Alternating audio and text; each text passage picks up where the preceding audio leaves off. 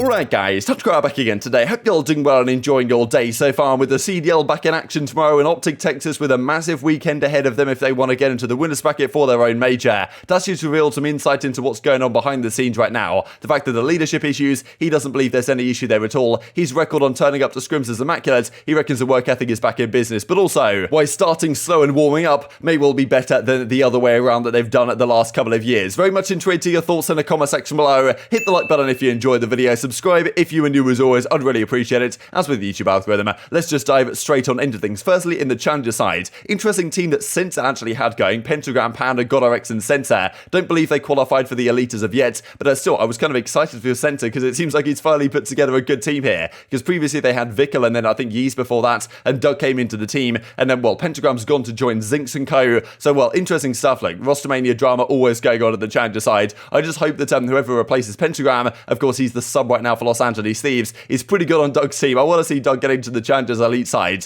and see him going there, because I think that's Sensor's perspective, is that he needs to find a way to get into the elite and kind of win it, or at least place pretty well if he wants a good chance to get picked up back into the Pro League. We'll keep an eye on how this story is developing. This is also from CDL Scrim Intel, some scrims that went down for Boston last night. Firstly, this one against the Paris guys. I'm guessing that the Paris may not have been too warmed up on this map one here, but this was not particularly pretty. It goes 4-0 in favor of Boston, 250-24 game one. The rest of the maps also won by Boston. Yeah, not the prettiest time. It just seems kind of crazy to me that Paris, they started the season pretty strong, pretty promising. People said, okay, their hardpoint's okay, they're pretty good on Gather 2, all things considered, but since the first match, they almost beat FaZe, right? They were up 2-1 against FaZe. Since then, it's just been so downhill. They got bodied by OpTic, they seem to get bodied by everyone they play, and yeah, this was not pretty up against Boston, right? Thanks to Slaney for pointing this out to me. 250-24, yeah, the scoreboard does not show the prettiest story for the Paris Legion guys right now, so yeah, tough to see for them, but who even knows what they're going to plan to do, because that's the thing. If they were another organization, you'd be confident that, okay, this team's going to make some changes, maybe, maybe you just gut the team, because the thing is, this, a one-person change isn't going to change this team, really, isn't probably going to fix all that much. You need to, get rid of 2, keep 2, or, just keep 1, get rid of 3, I don't really know, but at Paris don't seem to be the organization that wants to do that. They don't even have anyone on their sub-bench because they have their coach Theory. It's just, it must be a tough time to be in that camp over there right now. Boston also played Florida last night. Classic Florida looking pretty good in scrims, but, we'll see if they actually translate this into matches. 4-2 to Florida's favor in this one. They win the hardpoints 3-1. Boston win the Tuscan. They win the first Gather 2 control. Then they lose the second one. Loads of round 5-0 the control lately. Seems like teams might be starting to figure out how to just play for defense round 5. We'll see if that translates into reality over the coming weeks or so. There's also some big frustration from the pro players the last few days about kind of the attachment combos that these, the pros actually should be using. Because in this game, there's just so many attachments, it's absurd. And even the pros are kind of struggling to figure out, okay, what attachment combo is actually best? What works better with this? Clayster's always kind of been a guy that tries to try out this new stuff and try, little things. And, okay, if I use maybe this barrel over this barrel, is it going to give me some slight advantage? Because I think a lot of the pros, they kind of create their classes, they kind of get stuck in their ways, right? Okay, this is a pretty good class, let's just go with this, and all the pros kind of copy it and go down a similar route. Whereas there might be some better stuff that you can actually use. Back in the day, that wasn't really the case, right? As Slasher says, he misses the days of just red dot quick draw stock, or for example in Black Ops 3 could use red dot quick draw long barrel, or stock long barrel would be the play you'd use on an M8. So back in the day, the options weren't so limited. The only question was, were you going to use primary gunfighter to put on a 4th attachment or a 3rd attachment as it was in Black Ops 2, as opposed to just a 2nd one. But yeah, Slasher kind of misses those days. And Clayster's all these different barrels, what's going on? There's so much stuff right now that it's impossible to keep up with. And was kind of wanting some help, right? Because of course, Exclusive Ace, fantastic YouTuber. I used to watch probably every single video he made back in Black Ops 2 and Ghost. This guy's out of control. He's still out of control. Really hard-working guy. Of course, does a lot of Warzone stuff now because that's where a lot of the interest is. But as he says, I'm always happy to help out on the competitive side. I don't always stay in touch with the Wilson and GAs, but if you have any specific requests from testing and comparisons, feel free to reach out. And Clay says he might let him know and send some stuff over, and he'll get some testing done on the matter. So if pros are saying this rear grip beams, then we'll see if that actually works out in reality. But yeah, interesting stuff. I thought it was cool from Exclusive Ace to kind of get involved on this, but also Clayster trying to figure out and get some slight advantage into what attachment combo might be best out of these 70 attachments. I wouldn't be surprised if there's some 2 attachments when you put them together, they give a benefit in excess of what they should do theoretically, because what it says in the game, the kind of stats of the game says, they're barely ever accurate in representative of the actual reality that Ace and guys like this always like to test. So interesting stuff. Let's dive into the OpTic side of things then, because of course they had a big victory last week against Paris. A lot of people are saying, especially, Paris just got 250 to 224, right? They just got, 30-point club, 25-point club even. Wasn't particularly pretty. So people not putting all of that much stock into this performance from the OpTic guys. But of course, they did look significantly better, and they weren't really tested in this series, right? But Dashy definitely had a few words to say on the OpTic podcast yesterday as to exactly how things have gone the last couple of weeks for them. Firstly, on the leadership front, right? There was some talk from Scump in the post-game interview, and also Illy after the fact, that the way the leadership has gone is definitely taking strides in the right direction. Yes, they're all contributing when they need to, but in the pressure moments, Illy definitely feels more confident to step up to the plate and make that happen. So Dashy's like, look, the kind of leadership question issues that were being raised, that's all cap, that's all BS, there's nothing true on that front. He also goes on to talk about kind of the work ethic discussion, right, which was a big question mark coming into the season. We saw like Formal yesterday was saying that Dashy is basically on the grind, like he's going super hard in search and destroy lobbies, trying to figure things out to try and help their search and destroy game going up front. He reckons that pretty much his record is immaculate in terms of turning up on time to scrims and stuff like this. I think that this clip was kind of funny when he was like almost going to be late and he was kind of rushing into the venue, but just about made it on time before Rambo slapped him with the fine or whatever, right? Because there was some talk about that before the season. The next was like, look, Rambo, if you want to fine these guys for turning up late, feel free to do so. But then he also goes on to kind of talk about that, especially last year, the OpTic guys kind of started off pretty good, and then towards the end of the year, like it fell off, right? I think Stage 1, when they came up super close against FaZe, they went to that game 5 against FaZe, and it felt like, okay, if OpTic figure out their search and destroy, they're going to be a team that capable of winning championships. Last year, that did not happen, and Dashy reckons, like, maybe it's better to start off slow and learn a few things and then really ramp it up over time than the other way around. Does that work in reality? I suppose that's another question. My man Dashy, I come back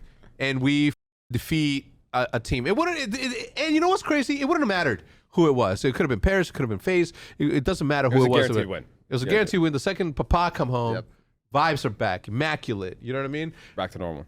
Back to normal, and everything's good.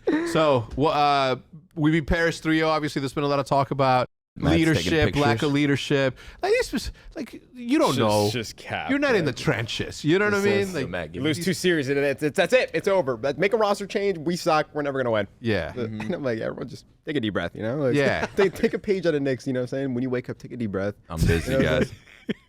Like guys, it's okay. It's okay. We're gonna lose a series or two. You know?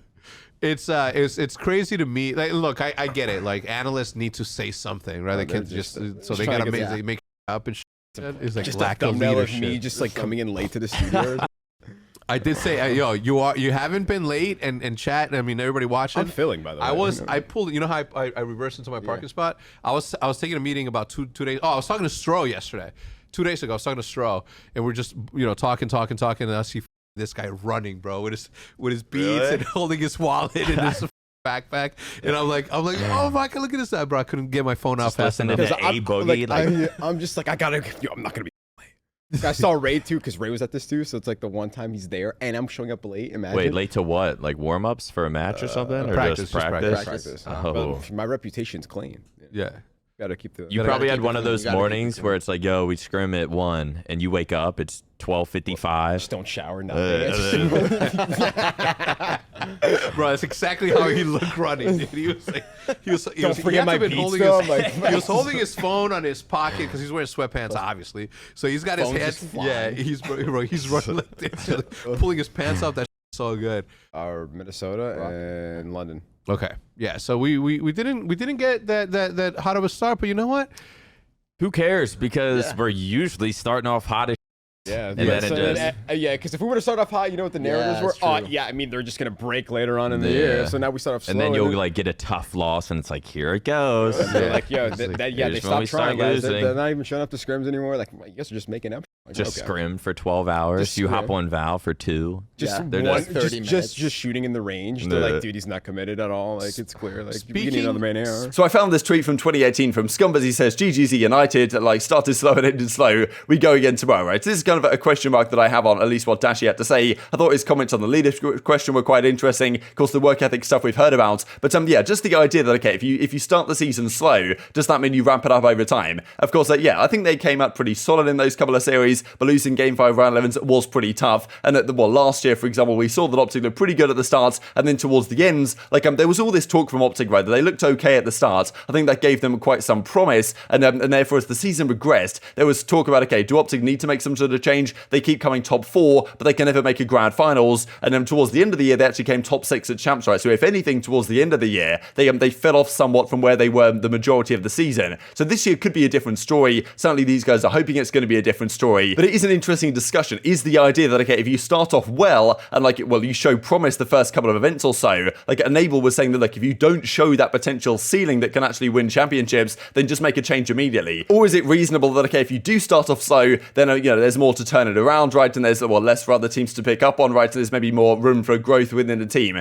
It's an interesting one. I think that generally, if you don't perform well early on, it's probably an indication that something's got to give. It is very rare that you see a team like, be pretty poor and then immediately, within the next few months, just turn it around and become a top dog. It does happen, but, I think that OpTic definitely need to show up this weekend. They have two massive matches, Toronto first, then against Boston. They need to win at least one of those, ideally both for their seeding for the winner's side. But if they win one of them with decent map counts, then they should be okay, but it's not going to be ideal. But they've definitely put themselves in a difficult spot, and if this weekend doesn't go to plan and then the major doesn't go to plan, questions I'm sure will start to be raised once again. This also, given we're on the topic of Dashy really and the discussion around this, thought this is kind of interesting for Versato Esports. Current and former pros build the perfect CDL assault rifle. Gun skill, positioning, leadership, and flexibility. Definitely interesting stuff. Like, you can even use former pros as well. I think majority of the current pros definitely were in big consideration here because leadership. Definitely favor a guy like Crimsix probably in that role. Clayster you can certainly put there as well. Gun skill, I think Dashy or Octane probably would be the two that would come to mind first. Formal as well, I think you've got to throw into that category. Positioning, I might say a guy like Slasher actually. I think Slasher, just the way he plays the game,